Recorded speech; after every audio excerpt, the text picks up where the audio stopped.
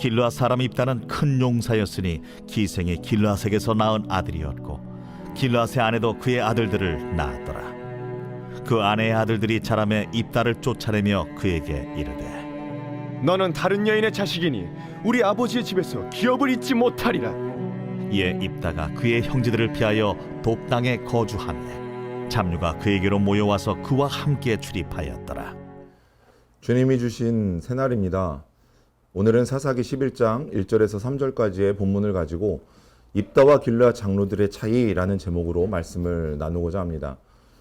사사 입다는 길르앗이 창녀에게 낳은 아들이었습니다. 아버지 길르앗은 본처에게서도 여러 아들을 낳았는데 이 아들은 아버지가 창녀에게서 낳아 데리고 들어온 아들인 입다를 꽤나 구박했던 모양입니다. 결국 2절에 보면 입다에게 너는 우리 어머니가 아닌 다른 여인의 아들이므로 우리 아버지의 유산을 이어받을 수 없다 말하며 쫓아냈습니다. 이것은 그냥 쫓아낸 것이 아닙니다. 아버지의 유산을 이어받을 수 없다는 것은 단지 경제적인 손해만을 이야기하는 것이 아니라 그 가문으로부터 완전히 버림받아 사회적으로 보호받을 만한 어떤 장치도 없다는 선언입니다. 고대 사회에서는 가히 사형선고에 가까운 말이라고 할 수 있습니다. 입다는 형제들의 영향력이 미치는 길르앗 산지에서 살 수 없었기에 골짜기를 건너 돕당으로 도망가서 그곳에서 살았습니다.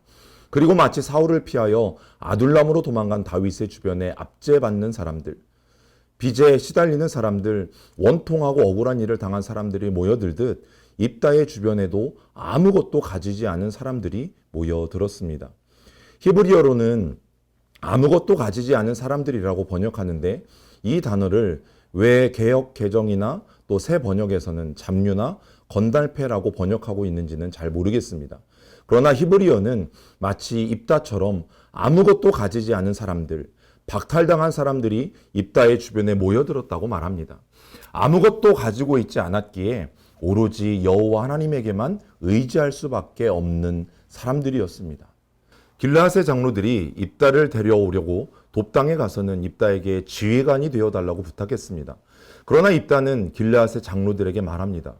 당신들이 나를 미워해서 우리 아버지 집에서 나를 쫓아낼 때는 언제고 어려움을 당하고 있다고 해서 나에게 올 때는 또 언젠가. 그러자 길르앗 장로들이 입다에게 대답합니다. 바로 그렇기 때문에 우리가 당신을 찾아온 것이요. 우리와 함께 가서 암몬 자손과 싸운다면 당신은 모든 길르앗 사람의 통치자가 될 것이요. 입다가 길르앗 장로들에게 물었습니다. 당신들이 나를 데리고 가서 암몬 자손과 싸울 때에 주님께서 그들을 나에게 넘겨주신다면 과연 당신들은 나를 통치자로 받들겠소?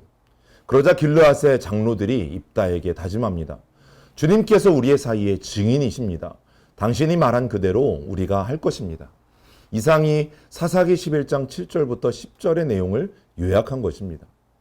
여러분 혹시 이 대화 속에서 길르앗의 장로들과 입다의 차이가 보이십니까?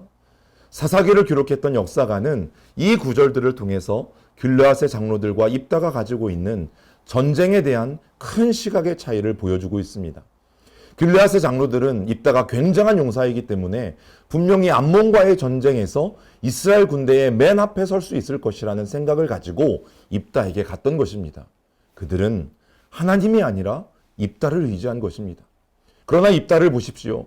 주님께서 전쟁에서 이기게 하시고 그들을 입다의 손에 넘겨주신다는 믿음을 가지고 있었습니다. 사사기 11장 9절을 다시 한번 읽겠습니다. 입다가 길르앗 장로들에게 이르되 너희가 나를 데리고 고향으로 돌아가서 암몬 자손과 싸우게 할 때에 만일 여호와께서 그들을 내게 넘겨주시면 내가 과연 너희의 머리가 되겠느냐 하니. 여러분 어떻게 하면 우리가 하나님을 더 잘 섬기고 믿을 수 있을까요? 어떻게 해야 우리 가정이 하나님을 더 기쁘시게 할 수 있을까요? 어떤 조건들이 여러분들에게 주어진다면 하나님께 더 순종하고 좋은 신앙, 바른 신앙으로 살아가실 수 있겠습니까? 오늘 본문은 입다의 태생과 출신이 문제가 아니라고 말합니다. 어떤 시각, 어떤 신앙을 가지고 있는가의 문제입니다. 야일의 아들들처럼 그리고 길르앗의 합법적인 아들들처럼 법적으로 아무리 적법한 결혼관계에 의해서 태어난 아들들이라 할지라도 여호와 하나님이 전쟁의 주인이시고 그분이 싸우신다는 믿음이 없다면 참 이스라엘이라고 말할 수 없습니다. 순수 혈통, 정통 이스라엘 사람이면 뭐합니까? 오히려 그들은 자기들에게 주어진 권력과 경제력을 지키기에 급급해서 사람을 의지하고 모략을 의지하는 이방인과 다를 바 없었습니다.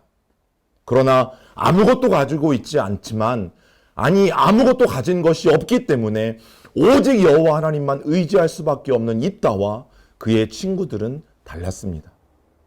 모든 것을 잃어도 여전히 하나님이 나와 함께 하신다면 그 사람은 모든 것을 가진 사람입니다. 반면 모든 것을 얻어도 하나님이 함께 하시지 않는다면 그는 모든 것을 잃은 사람인 것입니다. 사랑하는 성도 여러분, 주님께서 싸우십니다. 주님께서 오직 하나님만을 의지하는 이들을 위하여 하나님의 이름을 걸고 싸우십니다. 오늘 하루도 오직 하나님께만 모든 것을 기도로 의탁하시고 시작하시는 성도님들 되시기를 소망합니다. 같이 기도하겠습니다. 참 좋으신 하나님, 이 세상을 살아가는 동안 여러 가지 어려움들을 만나고 또 그 어려움들을 만날 때마다 우리에게는 하나님이 아닌 다른 것들에게 도움을 청할 것들이 너무나 많이 있습니다. 그러나 오늘 성경에 등장한 이 입다처럼, 그리고 수많은 입다를 따랐던 사람들처럼 내가 아무것도 가지고 있지 않아서 그래서 여호와 하나님만 바라볼 수밖에 없는 우리의 인생이 되게 하여 주시옵소서. 우리의 가진 어떤 것을 의지하는 것이 아니라 나의 유일하시고 전부 되신 하나님만을 의지함으로 오늘 이 하루도 시작하고 승리하는 백운의 모든 성도님들이 될 수 있도록 인도하여 주옵소서. 예수님의 이름으로 기도드립니다. 아멘.